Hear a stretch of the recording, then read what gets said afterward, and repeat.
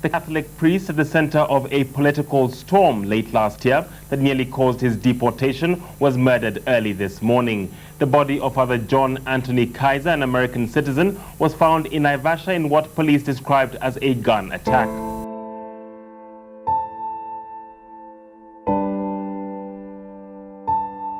On 23rd August 2000, Kenya woke up to sad news of a fallen hero who was shot dead at the Morindat junction along the Nairobi-Nakuru highway.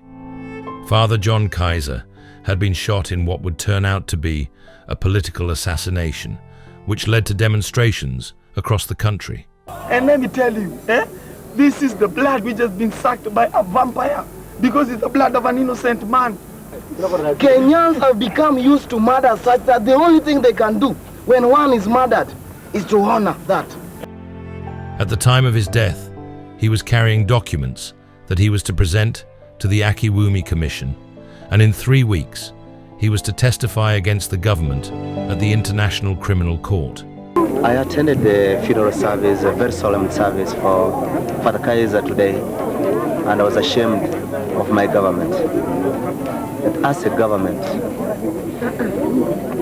there is no justification in the callous absence of any representation at the funeral service in Nairobi. Ni risasi kwa maana at close range, kama anaonekana ni close range.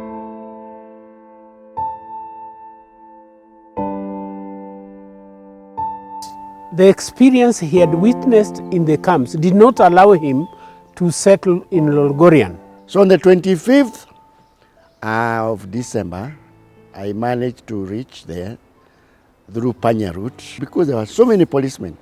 So we had to risk, I think we went with Father Naikisi. I followed the time that he spoke at the Akiwumi Commission in Nairobi. It was in the same, around that time, is when the people from Maela were evicted in a very inhuman way by the regime of the late President Moi.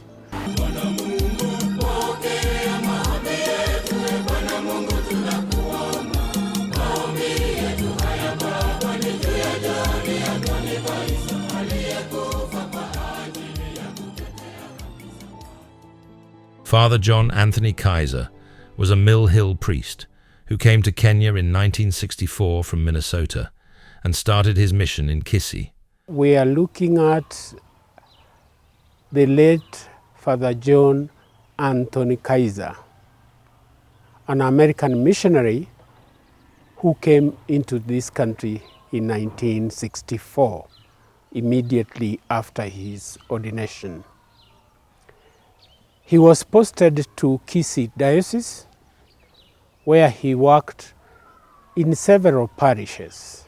Father John Kaiser, I met him when we are novices in Kirigoris. He used to bring us meat from the bush. The former paratrooper did not only preach the gospel to the people, but he also lived the gospel, especially when he became aware of the injustices and discrimination against some minority communities in his diocese. He experienced social injustices barely 4 years into his mission in Kenya. In 1968, 4 years after he was posted into this country, he was traveling back to Nairobi from Kisii to go for leave. When he reached Kericho, and in particular an area called Brookbond, he found very many people on the road who had come from Kisii to come and occupy land which they had bought from the colonialists. Reaching Brookbond, they found out that the land had been taken over by another group. They were dispossessed.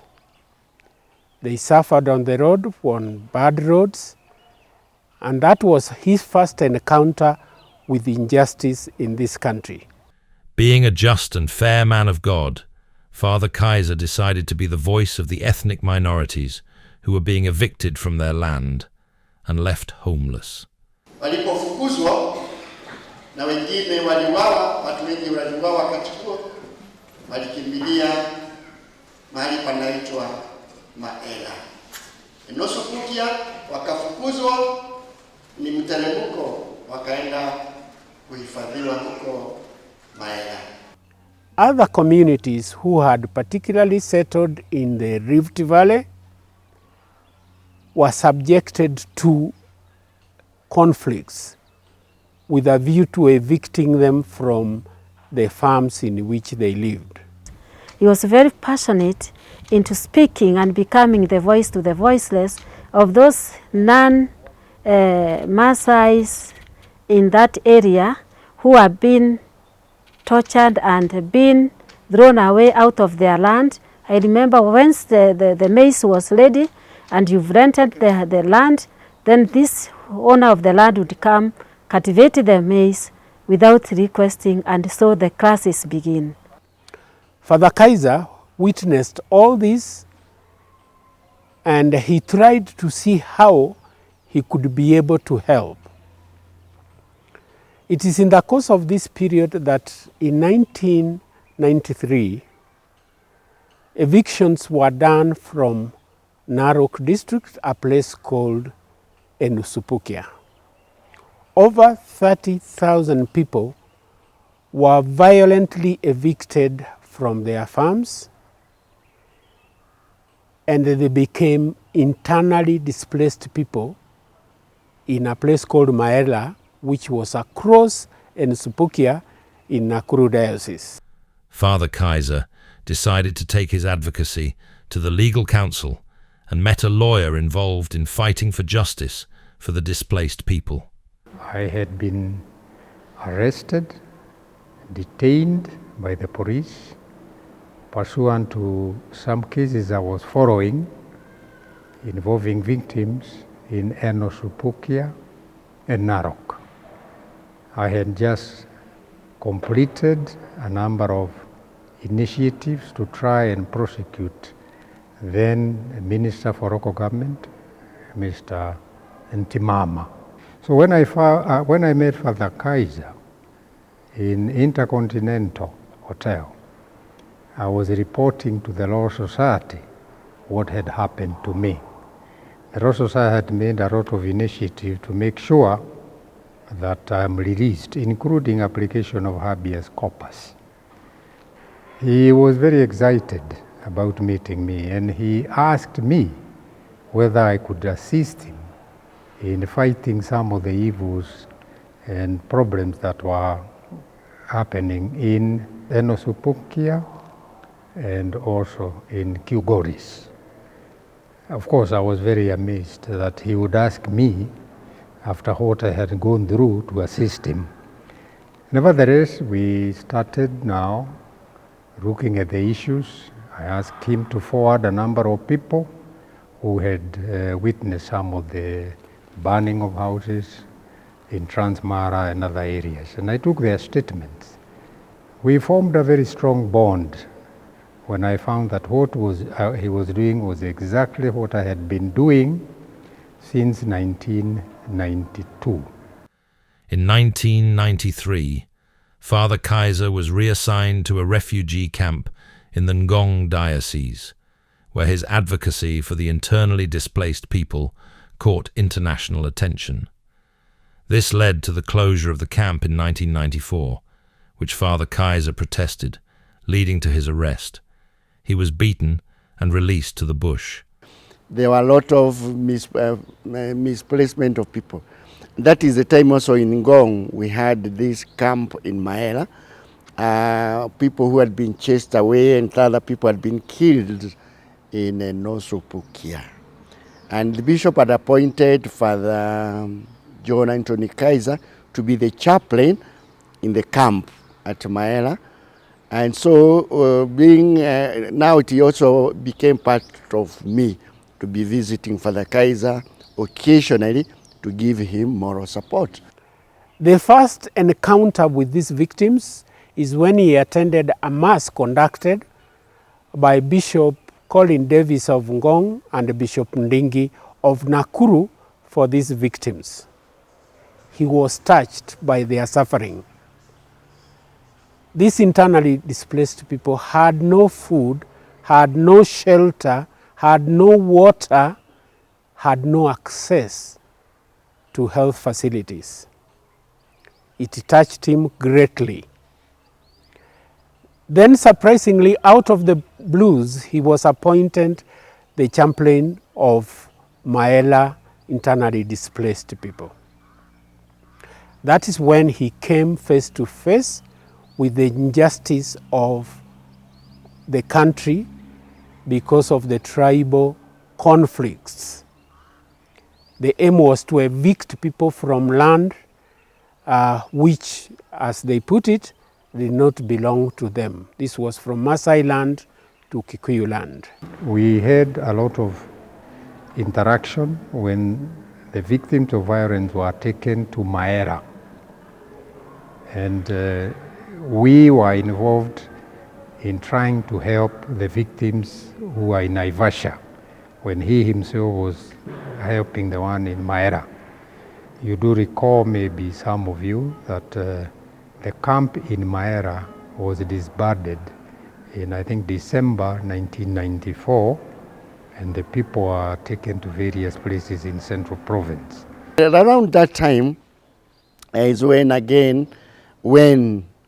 the people from Maela were evicted in a very inhuman way by the regime of the late President Moi. They were put in lorries at night, and on Christmas Eve, on the 24th of December, and they were dumped at Gilgil, not Gilgil, Nyahururu. Some were brought to Kirigiti. We managed to reach there, and we found Sister Nura and some other sisters also who had arrived. There were some small group of people who were, Father Kaiser had refused them to go, so they were put in a small church, which we were using. But the camp was destroyed, was burned. There was nothing, the place was clean, which had more than 1,000 people. It was cleaned. So what happened now, the few people were in that church, and Father Kaiser was taking care of that small group. And the police were telling him to move, but he said he was not going to move. The provincial administration tried to get him out of that camp because for them he had become a nuisance. He then became a marked man. They kept on following him. They kept on looking at how they could get him out of the country. They took his gun, which he used to hunt with, and prohibited him from getting into the camp where these internally displaced people were. On the 28th, I went back again through Panya route. This time I was told by the bishop to go and stay for a few days, not to go for one day, to go and stay there for maybe a week, to see how things go. So I arrived around 5. We had supper, early supper around 7. And Father Kaiser told me things are not good. Things are not good here. Police, there are so many policemen here, I don't even know how you arrived. So for me, okay, after supper, we had there was a small room, there was a small house where Father was residing, and there was an extra room where we were staying. So I went to my room and I slept. He told me he's not going to sleep in the house, he's going to sleep with the people in the chapel. He told me he was suspecting anything could happen anytime. So around 9, surely something happened. About 2 Land Rovers came to the compound, and Askaris came, and they were looking for Father Kaiser. They got him. They were trying to handcuff him. Father Kaiser was not, he was a strong man, so he was resisting the arrest. So I came out of the commotion and I asked them, what are you doing? Why do you want to arrest him? Do you have any warrant of arrest?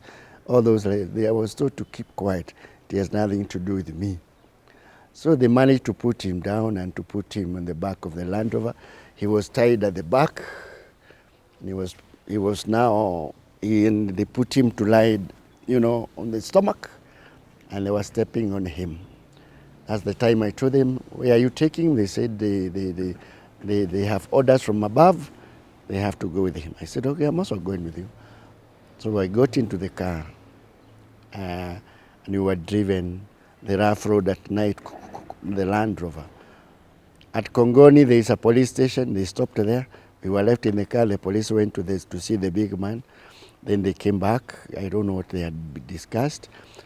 They drove again to Naivasha Catholic Church. That was around midnight. They opened the handcuff. We were dumped there at the gate of St. Francis Catholic Church around midnight. So we knocked at the gate. We called the priest. He opened for us. We told him about our ordeal. Like me, I was sitting in my pajamas. So we told them about our ordeal. And then we slept. In the morning, we called the bishop and the superior. He also informed the bishop of Nakuru. We informed the lawyer, Paul Muite, and Paul Muite came with the lawyers, with the journalists to interview us on what had happened. And then the bishop also decided to go around through Nairegi and Gare and also Pukia, then Maela, to collect the belongings of Father Kaiser. This advocacy did not sit well with the leaders of the time, who were cultivating the clashes for political gains. He became an enemy of the political class, and the hunter became the hunted. A cat-and-mouse game began as the government of the day was not pleased with his advocacy. On the other hand, he became a warrior, and recognition by different human rights activists came knocking. He became a two-sided man, leaving with fear on one side and being perceived as a hero by the people he was defending. In 1999, Father Kaiser started having problem with the authorities. In actual fact, it's like they wanted to deport him. So my last engagement with Father Kaiser, he informed me that they were not going to renew his work permit. And he had to lobby through his church and all the other organizations for renewal. Eventually, I never came to know what happened because he died in 2000, in August. My first encounter with Father Kaiser was in this house at St. Patrick's in Nairobi. It was the time before his death, and he was very close to Sister Nuala Brannigan, the Loretta sister, and he was in difficulty over his work permit, and he feared that he was going to be expelled from Kenya. So that was the first time I knew him, and he wanted a safe place to hide. And he came and he stayed in this very house here that you can see around you, and that was my first and brief time with him. I knew of him because Sister Nuala was also a very close friend of mine, and I followed the time that he spoke at the Akiwumi Commission in Nairobi. That was the first time that Kaiser came to prominence, was when he spoke in Nakuru at the Commission of Inquiry. And he was the first to name ministers and name the president, right? But we have to remember is that was supposed to be a commission of inquiry into the clashes. When that report came out, whether it was Akiwumi himself or the government, everything that Father Kaiser said was expunged. It was all removed, completely removed. And he was there giving evidence for several days. And you find it in the newspapers at the time. He was the first to name top government and said these are the ones responsible for the clashes, that this is politically orchestrated. But that was never come out in the report. And I suppose he was already an enemy of the government. So obvious when Father Kaiser was killed, the government was the first suspect. Although a lot of people say it could have been Sankuli because of the issues over rape and defilement of minors and his work with FIDA, that possibly could have been, but he came to national prominence because, as far as I remember, he mentioned Sankuli, he mentioned Biwat, he mentioned Moi by name in his evidence in Nakuru. So, and that was the first time anyone dared to mention it. So we often focus on the more local issues of the girls, but this is what brought him prominence, because he was there documenting this on the ground. Kaiser, in previous days, he has been chased even when he's in Nairobi by unknown vehicles, unknown people. And so he feared about his life. And he spoke it openly to Sister Nula and to any other person that he met. He said, my life is in danger.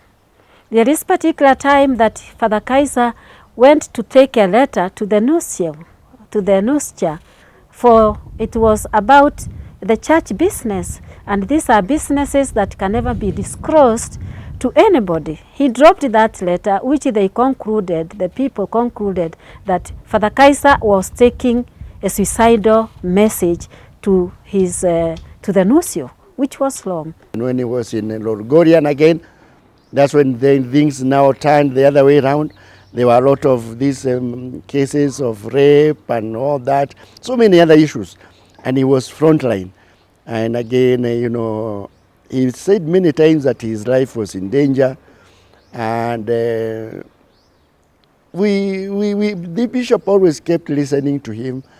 And you could see he was a worried man through and through. When I met him in 2000, March, Kaiser had received an award of a human rights defender nationally and internationally, which was given by human rights defenders here in Serena in Nairobi. And I joked with him, I was congratulating him, and I remember his words, he said, no, they were magnifying me, but I'm just a little but tall man who is very humble for the service of the church and humanity. The American government needed the cooperation of Kenya to get the suspects for trial in America, where they are now in prison, and they hadn't been handed over at that time. To me, they betrayed Kaiser. It was a quid pro quo. And I was wondering how this old man would have been able to suit himself, keep his body very straight, and the brain is already blown off. At the time he died, he was working on 2 cases involving 2 cars. One had already testified before him or given a statement that she had been raped by a prominent member of parliament and a minister in the government.